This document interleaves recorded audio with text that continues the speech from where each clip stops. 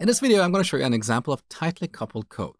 So let's add a new class to this project. We're going to call this tax calculator. Now, what pieces of data do we need to store in this class? At a minimum, we need to know the taxable income. So let's declare a private field called taxable income. Now, we could have 10 other fields, but it doesn't really matter. This field is sufficient. Now, let's say we want to initialize this in the constructor.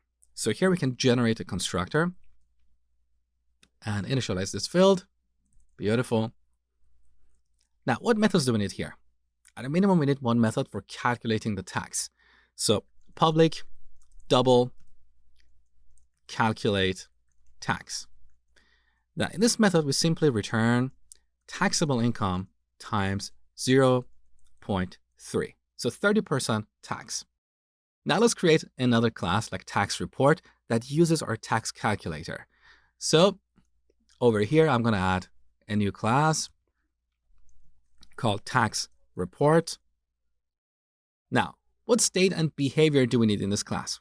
Well, here we need to work with our tax calculator so we can store it in a private field.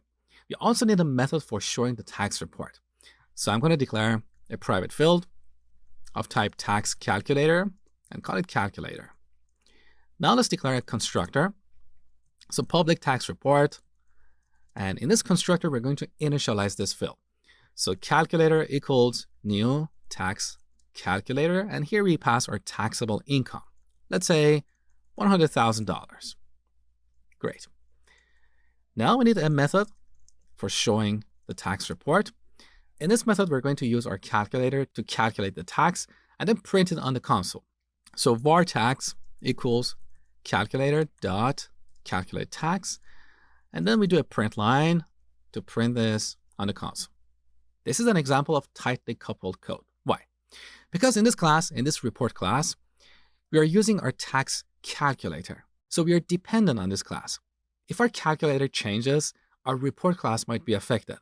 Here are a few examples. Look at the constructor.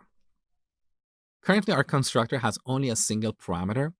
But if we go back to our tax calculator and add a new parameter here, like double insurance, now our report class is broken. We need to come back here and pass an argument to this constructor. Now, this is not a big deal in a small application, but what if we had 10 classes that were dependent on the tax calculator? Just by introducing a new parameter, we'll have to go back and modify all those classes.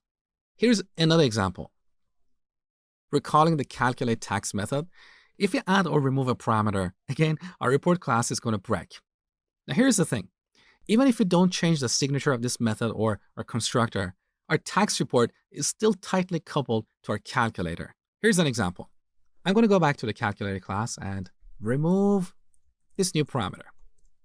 So we're not going to make any changes to the signature of the constructor or this method. All we want to do is to change how we calculate the tax. So we modified the code in this class. That means this class and all its dependencies have to be recompiled and redeployed. This is the problem with tight coupling. Over the next few videos, I'm going to show you how to use interfaces to decouple our tax report from our tax calculator.